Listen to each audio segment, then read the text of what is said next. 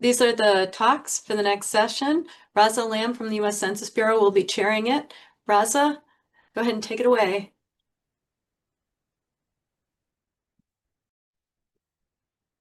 Thanks, Lisa. Hope you can see me. Yes, so this is Lightning Talks number 4. Thanks everyone for being here, for attending. I think we're really excited about these next talks, or at least I'm really excited about these next talks. So this is, as you saw on the screen, publishing data and metadata. So if you've been on, you know the lightning talks are a little bit quicker than the paper presentations. We're gonna have about 5 to 7 minutes for each presentation. I will give the presenters a warning if they're at 6 minutes, a 1-minute warning. And as they present, please feel free to enter your questions in the Q&A. And we'll take questions probably at the end, depending on how timing is going, but we might take them after each presentation. So with that out of the way, first we have a lightning talk by Jennifer Taub from the NORC at the University of Chicago. And the title is Subsampling as Data Protection, a Case Study of the Asian American Survey. So Jennifer, please, if you're on, go ahead and share your screen, and we're looking forward to your presentation. Okay. Oh, here we go. Oh, is it sharing? I can't see it yet. Oh, I forgot to push the share button. Alrighty. Okay, is it in PowerPoint mode? Okay. Yep, we can Lovely. see it. Great. Hi, I'm Jen Taub. I'm a statistician at NORC, and I'm going to be presenting some work that I did with my colleague, Ben Bryce. Alrighty, so just to get started, I just want to give some basic background on data privacy. So basically, data disclosure is what occurs when information that was not meant to be learned from a data set is released. And this usually occurs in 2 different types. So there's re-identification, Jen, which is one. Sorry to interrupt. You're yeah. showing the presenter mode. You might want to. I don't know if you wanted to show the. How do I get it to not do that? Oh, here. Let me see what I can do to get that. If you have multiple desktops, you might have to just share. Disconnected the other desktops. Is it showing correctly now? No. Oh, yes. Yep. Perfect. There you go. Please. Sorry. Go ahead. Lovely. Thank you so much for letting me know, Raza. Alrighty. So basically, data disclosure usually occurs in one of 2 different ways. There's re-identification, which is when an identity is attached to some data unit. So if I'm looking at a survey, I can go, oh, that is my neighbor, John Smith. And attribute disclosure is when some attribute can be associated with a population unit. So in that case, it might be, oh, that's my neighbor, John Smith, and I can see that he has cancer. So attribute disclosure actually can occur without, how do I go back? Can occur without re-identification. So this would be when I know that my neighbor, John Smith, is 65 plus and we're neighbors, so I know his geography. So if I'm looking at a data set that I know he's a part of, I can go, oh, all men 65 plus in this particular geography have cancer in the survey. Ergo, I know my neighbor must have cancer. And for this particular survey, we believe that it's more likely to undergo an attribute disclosure than a re-identification disclosure. This is in large part because this particular survey does not have very detailed geography. The geography was basically a binary of whether you're in the state of California or the rest of the United States. So basically, the Asian American Survey was conducted by Pew Research Center, the goal to provide a broad overview of the characteristics, attitudes, and experiences of Asian Americans in the U.S. There were 7,006 respondents, and the challenge of this particular public use file was that the Asian American Survey already had a very, very large number of publications, including some very detailed cross-tabulations. And so when trying to create a public use file, led to an issue where some of the more traditional statistical disclosure limitation techniques could be problematic, like if we were using suppression for like a cross-tabulation within the puff that gets too granular, that suppression could be undone via the undone via the previously released tables. And we also needed to create a public use file relatively quickly, roughly a little less than a month. So the variables for that we were looking at for this disclosure review were direct identifiers, which unambiguously identify the respondent, things like first and last name or like email address, and these things are always removed for a public use file. Then there are the key variables, which are variables that can potentially be combined together, but do not directly identify respondent. For this particular survey, we were looking at things like gender, the racial subgroups, a little bit that California geography, employment, marital status, citizenship, and religion. And for target variables, these are variables that are potentially sensitive. These are things that a respondent could find embarrassing if it's released, or could even lead to potential harm to the respondent. And for this particular survey, we were looking at financial and employment assistance, whether they donate money to a foreign country, whether they, and for this one, this was very particular, whether they have favorable opinions of certain countries. So if respondent is from country X and they've still got family in country X and they state that they very much do not like country X, we could consider that some potentially sensitive information if their family might actually come at harm from them saying how much they don't like country X. And then also it's another sense of potentially sensitive variable. It was family and country of origin. So the solution we came up with for this project was that we would resample the responding sample as our privacy technique. So basically, the way sampling works to help in data protection is it creates confusion over who is and who is not in the sample. So, so basically, we're looking at an intruder scenario where for some reason the intruders got prior knowledge that they know someone who participated in the survey. However, just because they know their neighbor, say John Smith, took part in the survey, doesn't mean that he will actually be in the public use file because we are free sampling. And also this would free the public use file from subtraction attacks, since there would no longer be the expectation that the previously published cross tabulations and the cross tabulations coming out of the public use file would have the same counts. And also there is some precedence of using sampling as data protection method. That's the method that's predominantly used by the British Census, as well as there's work by Bunn et al. Showing the privacy guarantees of sampling, especially with replacement. So as an experiment, we drew 70 different samples, 5 of each different type of sample, and we used simple random sampling and stratified random sampling. We also did sampling with and without replacement. So with sampling with replacement, the way that basically would work would be there would be some instances similar to Michaela's presentation where you would actually have the same respondent shown multiple times, which would help to keep the utility stable, but further creating confusion over who is and who is not in the public use file. We also use 4 different sample sizes. So to evaluate the 70 different samples, we wanted to look at both risk and utility.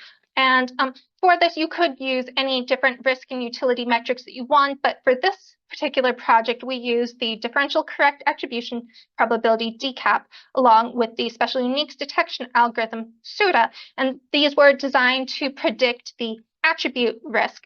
And so we used 6 different combinations of key variables with 1 target variable, which led to 27,000 different key and target variable combinations. And for utility, we wanted to look at a broad measure of data utility. Now, there are narrow and broad utility measures in data privacy, where broad measures look at the overall trends. Is it generally similar to the original data? Well, narrow measures are, can I do this specific analysis? We decided to stick with a broad measure to see if they perform similarly, partly because a lot of the narrow stuff is already covered by the previously published crosstabs, and because we just wanted a data set that overall looked very similar to the original. And so for our findings, we found the #1 indicator of risk was the size of the samples, with smaller samples performing better than the larger samples. We also found that simple random sampling performed better than stratified sampling, and also sampling with replacement performed better than sampling without replacement. Ultimately, despite knowing that a sample size of 1,000 had lower risk than the larger samples. We chose a sample with size 3,500 records because this helped to facilitate our reweighting of the sample. And also the sample did have simple random sampling and did use replacement.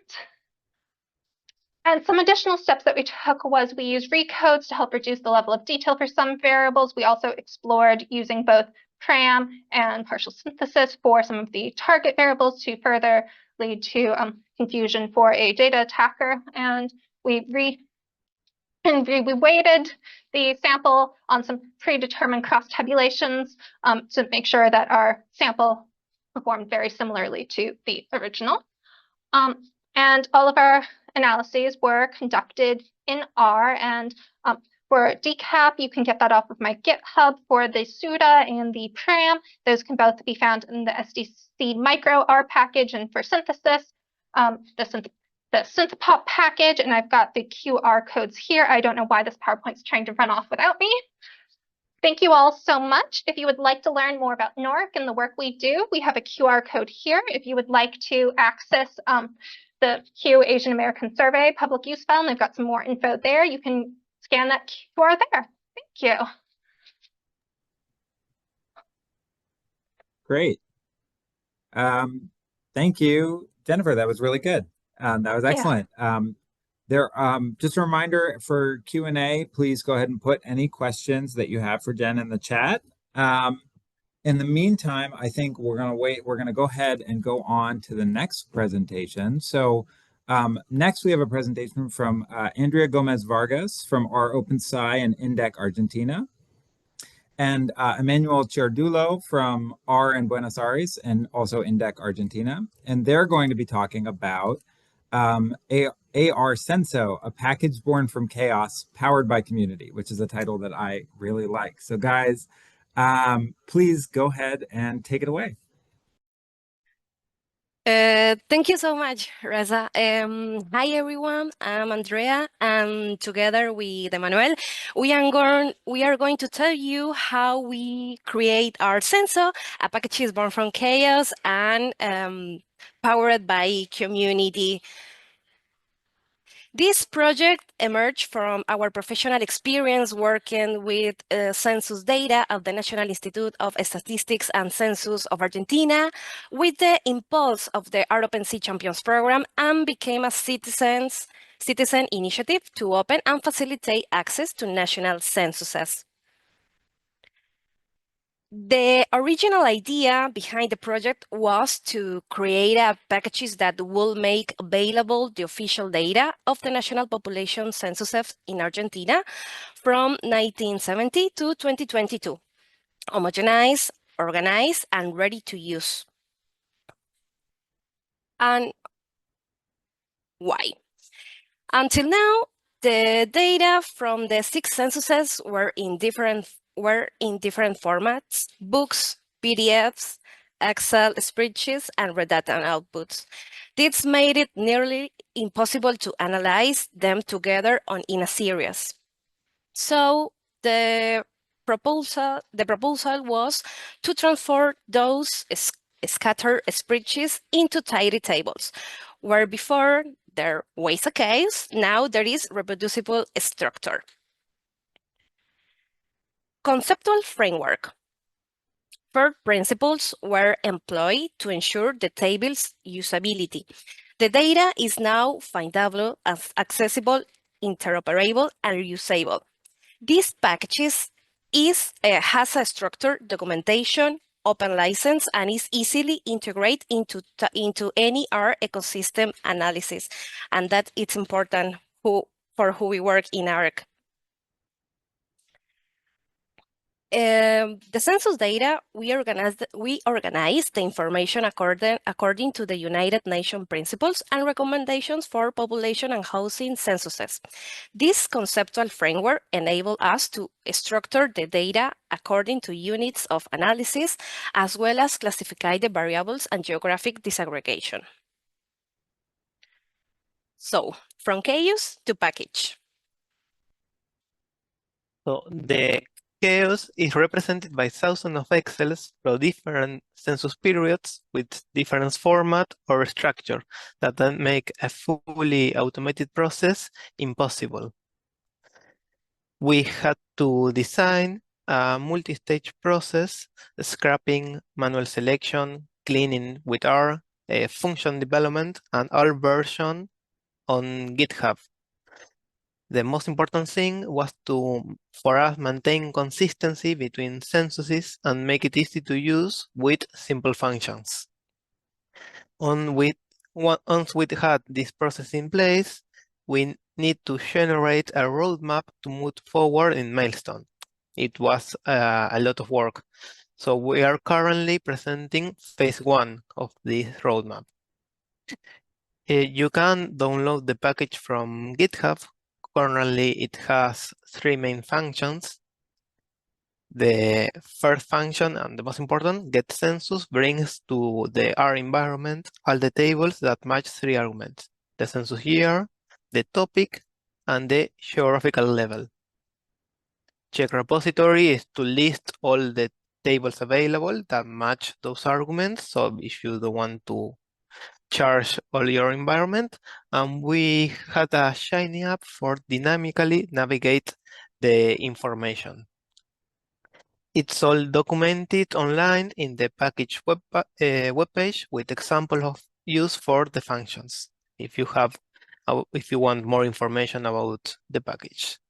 And why we said it was powered by the community. As Andrea said, it was part of the R OpenSea Champions programs, and thanks to the feedback, collaboration, and support of our communities such as R OpenSea, Latin R, Ladies, R in Buenos Aires, as well as the joint work of fellow demographers, statisticians, and sociologists, our census was built. The community provided technical assistance in solving coding and data challenge, validation, ensuring data quality and usability, dissemination, promoting the use and awareness of the package, inspiration, driving continuous improvement and new features. So it was an impossible task without the community, and a lot of help for our folks here in the R community. So thank you for your time and for listening to us.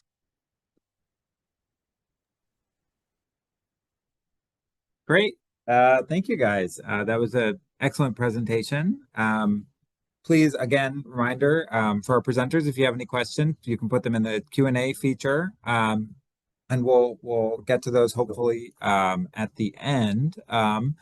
But thank you again, presenters. And for now, we'll move on to the next lightning talk. Next, we have we're going to have Timothy Champney from MITRE giving us a lightning talk on maximizing linkage and address data, spatial, exact, and fuzzy matching. So Timothy, if you're on, please go ahead and share your screen. We're ready for your presentation.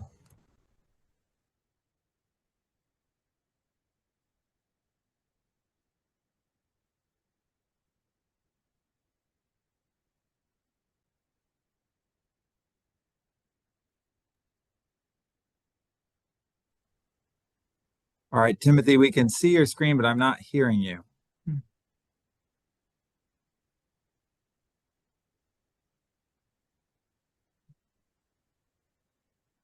Okay, I was just surprised where some of the controls were after. There we go. Hit Yep, share. we got you. Okay, here we go. Go ahead. Okay, let me start my timer here. So I want to mention that we gave a longer version of this presentation at the FCSM meeting last fall, and it's been cleared for public release in that version, and the slides I'm hearing may be available after this conference is over at some point from the people running the conference. And again, the usual disclaimer that this is not representing official views of the Census Bureau or MITRE. And I'd like to introduce my team. Myself, I'm a behavioral scientist with MITRE with a lot of experience analyzing survey and administrative record data. Hongshun Kin Miter is a mathematician. Stephanie Coffey is our project lead at the Census Bureau and a statistician. So, yeah, let's go to the next slide. Yeah. So the background. Linking high quality records is a useful thing to do with surveys where you need to impute missing values. Maybe people refuse to report or can't remember the value of their property. Like renters, for example, wouldn't know the value of the property. And if you can get good matches with the administrative data, it's housing data in this case that we're working with, it can support your survey workflow through the whole survey processing, from sampling to enhance the sampling frame, all the way to estimating variables like the property value or the property tax of the housing unit. I need to mention this work is part of a larger portfolio where we're working with the Census Bureau to figure out ways to use administrative data to enhance estimates from the American Community Survey. And we're linking the records using the master address file of the Census Bureau, MAF IDs. Those MAF IDs get attached to the administrative data. They're pre-processed when they come into the Census Bureau, and these MAF IDs are attached. Problem is, the usual process that's done to make these attachments doesn't always work. So we're left with a lot of records that don't match. So our base rate with the usual Census Bureau process to attach MAF IDs to the administrative records only gets about 62%. So we're looking at how to improve that. So that brings us to our problem statement. How can we improve this linkage rate? So I'll go to the next slide. The data sources include unswapped ACS data 2019. We're probably going to extend this to other years.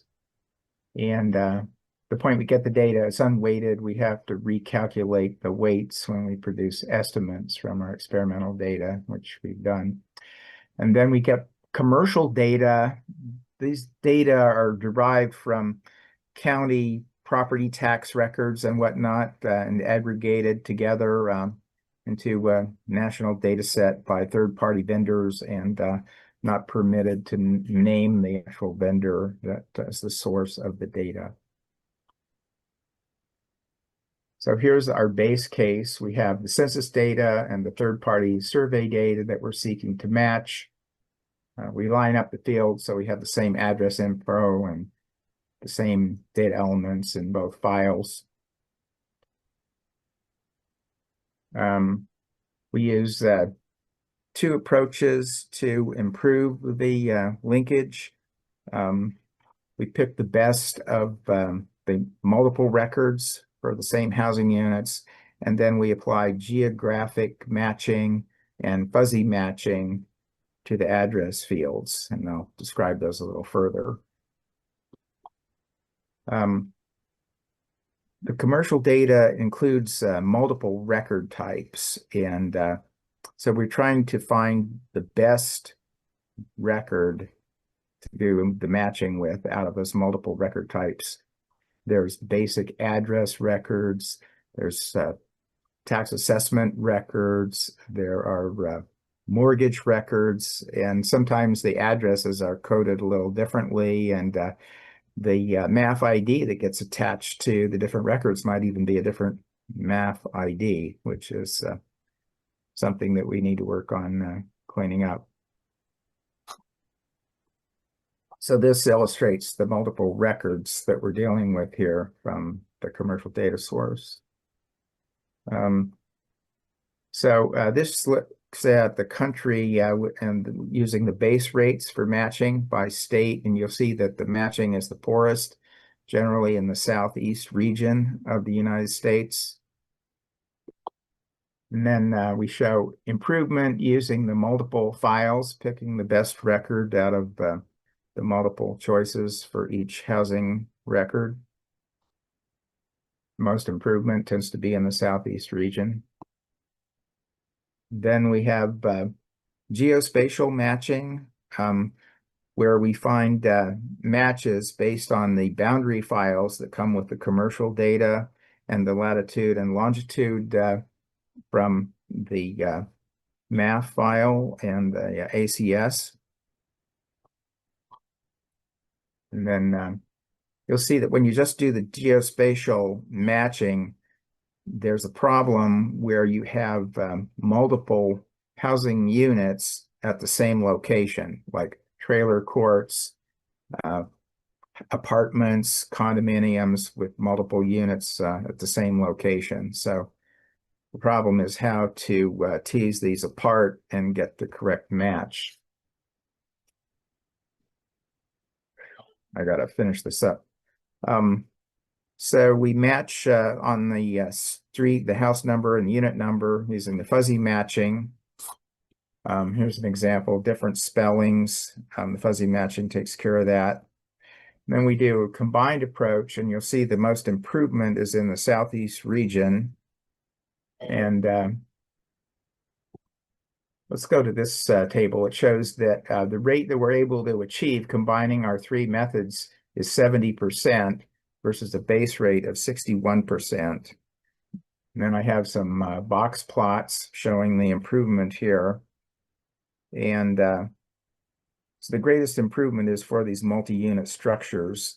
I also wanted, and here's some references. I wanted to point out, though, that if your goal is to produce estimates that combine information from an administrative file and a sample, you don't even really need to do matching. You could do estimates using a model-based approach with the entire administrative file, and then do an estimate with the sample file, and then weight them by their standard errors or using a model and get a combined estimate. And that way you're using all of the information in the administrative data and not throwing away the records that don't match the sample.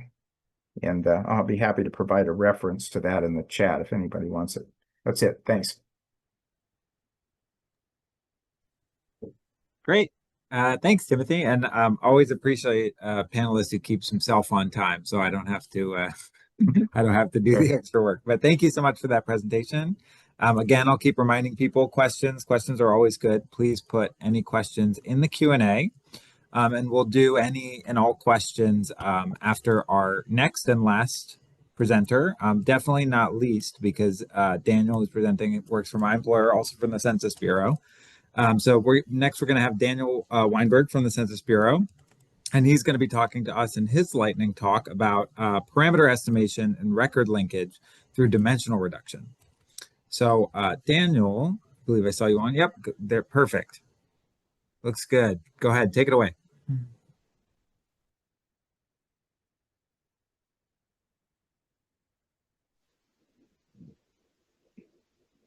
Is the screen full screen or is it not? I have to full screen it.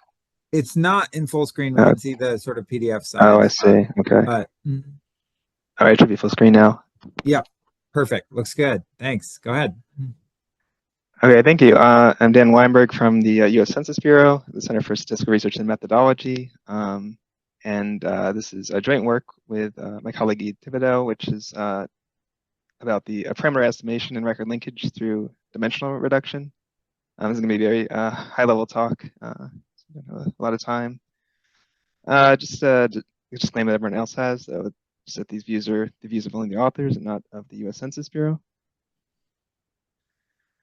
So just starting at probably this audience knows, but of course record linkage is very important because it's the process of identifying records that refer to the same entity, especially in the absence of unique identifiers.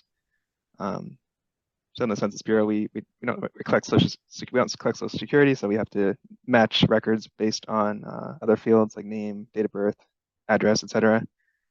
And generally the idea is that we want to assign each record pair a probability such score that the pair is a match based on the common fields that we find in different records. And then later on, perhaps that probability or score, we can find a threshold to determine which ones are the matches, which is the non-matches. Or we might have a middle zone, which would be looked at by clerical overview in order to determine whether those may or may not be matches. And the most popular probabilistic record linkage framework that is used is the Flaky-Sunter model. And it's very simple, and it works very well, and it assumes conditional independence of field agreement given the unknown match status. So the basics of the Flaky-Sunter model is that it has these parameters. So we would have the proportion of record pairs that are a match. Generally, this is a very low number because most record pairs that we would compare are not matches. And the other parameters are, one of it is the M probability. So it's for each field, there's a probability that the field agrees given that the pair is a match. And we also have the corresponding U probabilities, which is the probability of a field agreeing given that the pair is a non-match. And so these are parameters that have to be fit given the data. Although generally we don't have any truth data to fit these on. So that will lead to certain complications. Anyway, the idea that certain fields are more informative than others. So if they match on last name, then that gives a lot more information versus if we're just matching on month of birth, because that would happen just by chance, 1 out of 12 chance. So these M's and U's just quantify that. So it's just like fictitious data. So generally we would have maybe two different databases. We'd have two different records from the two different databases. We have some common fields. So we have first name, middle initial, last name, age, house number, and street. And we don't have a unique identifier, so we don't have anything to go on to just like join the tables together.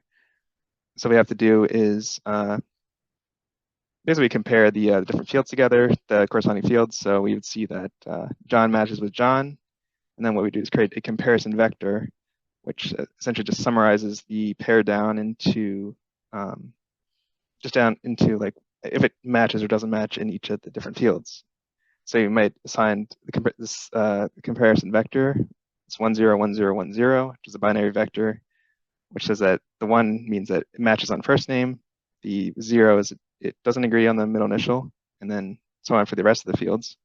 So it matches on last name, doesn't match on age, and matches on house number, and it doesn't match on the street. So the pairs that get summarized down into this comparison vector. And once we've created all the comparison vectors, we take this and place them in a contingency table that says, well, what are the counts for each of the different comparison vectors? And so with 6 fields, we'd have 2 to the 6 or 64 cells. Now there's several challenges that I mentioned before about fitting the model. So it could be framed as a latent class model. So it's estimating unobservable classes, which are matches or non-matches from the observed data. But generally, we may not have any truth about which are the matches and which are the non-matches. And you can see once we form that contingency table that it will tend to be quite sparse, where most of the cell counts will be quite small. Because you can imagine that if it matches on everything but is a non-match, that might be very that count might be very small, or you might have it's actually a match, but it matches on none of the fields. That would also be quite small. So many of the cell counts are quite small, so that leads to difficulties in estimating the parameters. And so one of the problems that happens is that the parameters might converge to the boundary of the parameter space. So some of the probabilities that we're trying to estimate would converge to 0 or 1, which is outside of the level parameters. So I can't go into too much detail, but one idea is dimension reduction, which is we say that we have too many parameters in the model, so we want to look at an estimal subspace of the column space of the design matrix. So what we do is we use a linear algebra to compute a dimensionally reduced torque varieties, which are mathematical tools that can capture the SML relationships among the parameters. And we change around the model design matrix, which is cast as a log linear model to achieve our aims. And then to fit the model, we use the expectation maximization algorithm, which involves fitting the model. And then since we know what the total counts are, we can essentially split up the counts that are known based on the proportions which are estimated with the EM algorithm. And I just have results of a simulation study. So in this case, what we did was we assume that we know the true values for the 3-field example. So we assume that we know that 0.001 of the records is or matches, which is maybe typical, it's a very low proportion. And we also know the M's and the U's. So you can see there. And then we perform 2 different methods, which is one is the dimensional reduction method.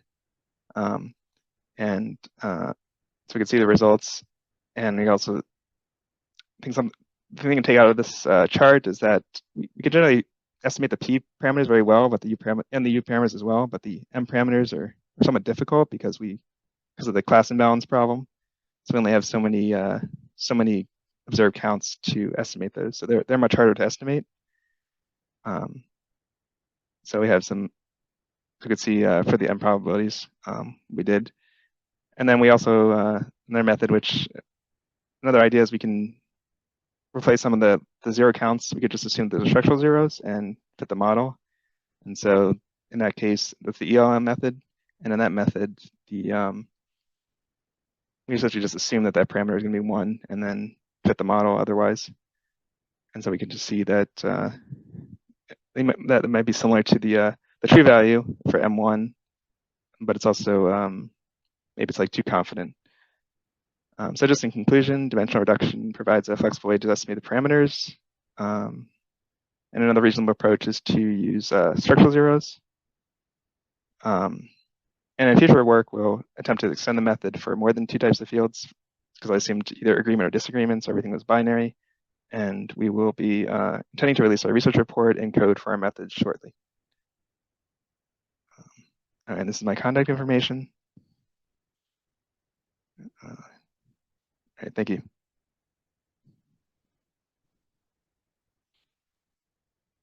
Great. Thanks, Daniel. Great job. And so that Daniel was our last lightning talk for this round. So a big virtual round of applause for all of our presenters. Everyone did a great job. I thought some really good presentations. So we have some time for a couple questions. If you have more questions as we start answering, please put them in the Q&A. There were a couple questions for Emmanuel and Andrea, but I think they answered those in text.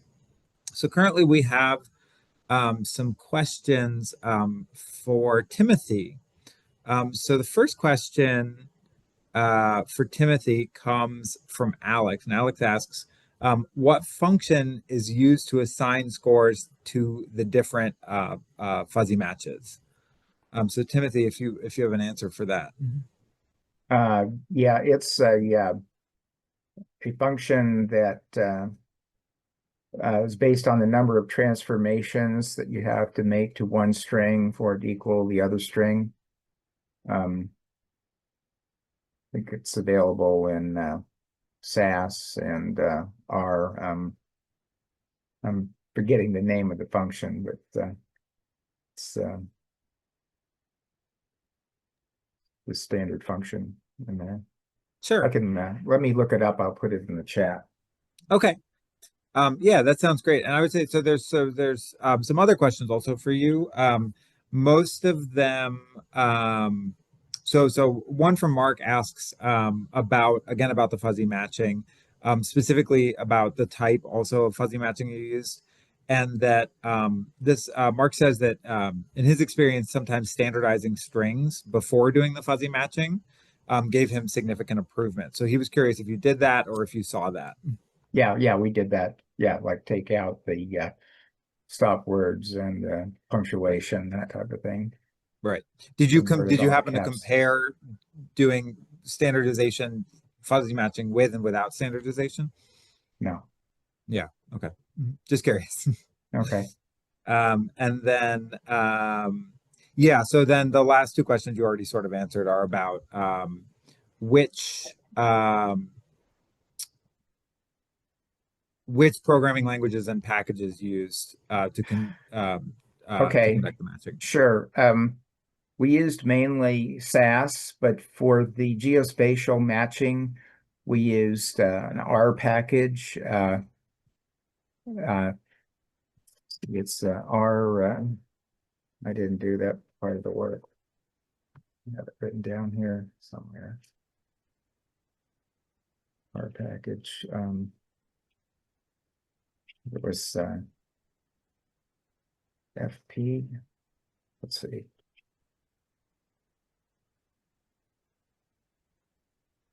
I'll put that in the chat also. Okay, great. Thank you. Sure. Okay, so last call. Any additional questions for any of these presenters in our lightning talks? You put them in the Q&A, and also, you know, this would be a great time if presenters have questions for one another. You feel free to unmute yourself and ask. I'll give it a moment.